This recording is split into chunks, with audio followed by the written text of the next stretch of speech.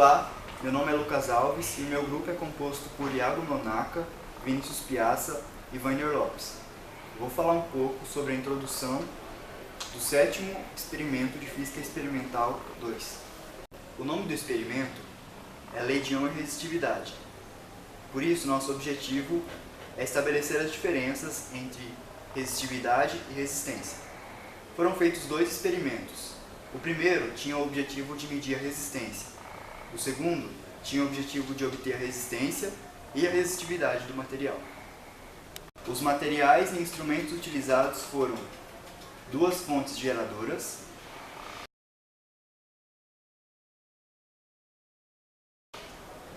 dois multímetros,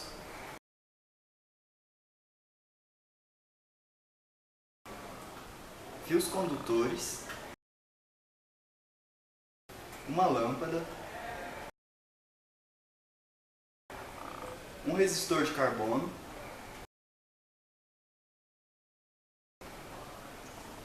além disso, utilizamos uma placa com fios condutores de diferentes diâmetros e diferentes materiais. Os fios condutores eram 3 de níquel cromo, sendo os diâmetros um de 36 mm, um de 51 e um de 72 mm, um fio de ferro de diâmetro 51 mm e um de cobre de diâmetro 51 mm também. As distâncias podiam ser variadas, por isso as distâncias utilizadas foram de 100 cm, 75 cm, 50 e 25 cm. Olá, meu nome é Vinícius Piazza e eu estarei abordando um pouco sobre a parte teórica envolvida no último experimento realizado em sala. Primeiramente, estarei explicando a diferença entre resistividade e resistência. A resistividade trata-se de uma característica microscópica de cada material, sendo influenciada por características intrínsecas relacionadas às ligações atômicas de cada material, ligações químicas, que influenciam na capacidade de conduzir fluxo de elétrons de cada material. O que explica, por exemplo, dos metais serem os melhores condutores, uma vez que eles possuem elétrons livres na camada de valência. Certo?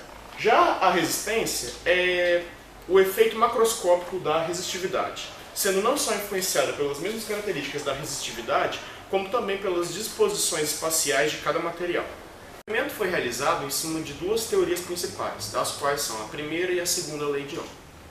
A primeira lei de Ohm foi um resultado experimental da qual relaciona tensão e corrente, ditando que as duas têm uma relação linear, onde o coeficiente angular dessas duas menções está diretamente relacionado ao módulo da resistência. Já a segunda lei de Ohm é uma manifestação da primeira lei, da qual ela aprofunda o valor da resistência, ditando que ela é proporcional ao comprimento de cada material e inversamente proporcional à área de secção de cada um desses materiais. O que faz sentido, uma vez que quanto maior o material, mais difícil é dos elétrons conseguirem atravessar todas as barreiras que esse proporciona. Aí, à medida também que a área de seção aumenta, mais corrente pode passar ao mesmo tempo numa mesma seção dessa área.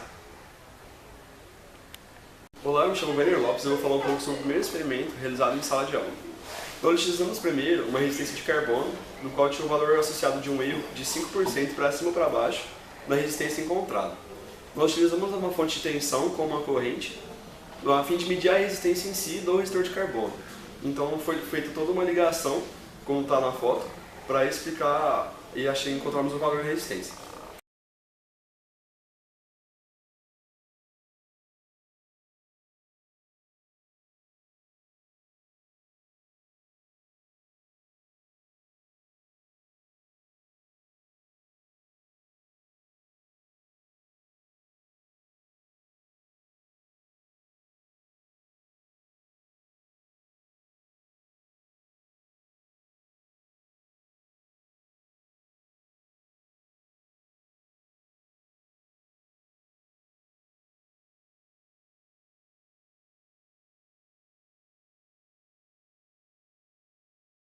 No segundo parte do primeiro experimento, nós utilizamos uma lâmpada a fim de também medir a resistência, porém a lâmpada tinha uma coisa interessante que era muito visível, porque conforme o aumento da DDP e da corrente, nós tínhamos o maior brilho da lâmpada, então era muito visível para os alunos, que ficou de uma forma muito mais didática do que a parte teórica justamente em si. Então foi feita essas duas partes do primeiro experimento, conforme os itens já explicados que nós utilizamos na introdução.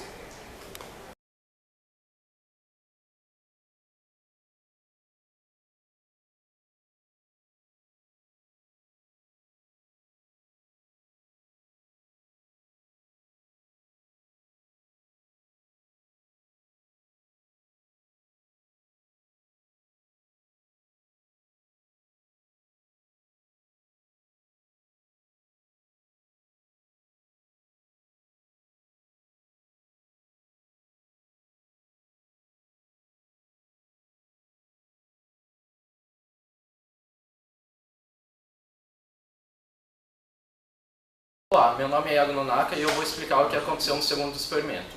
O segundo experimento foi baseado em calcular a resistividade em 5 cabos diferentes: níquel-cromo com 3 diâmetros variados, ferro e cobre.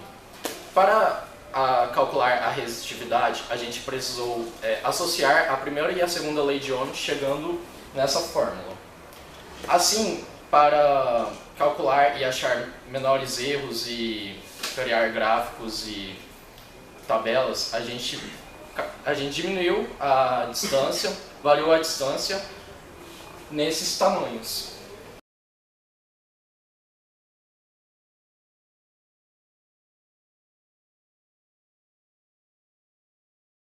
Podemos concluir que a resistência e a resistividade são coisas diferentes uma da outra, porém uma é relacionada à outra.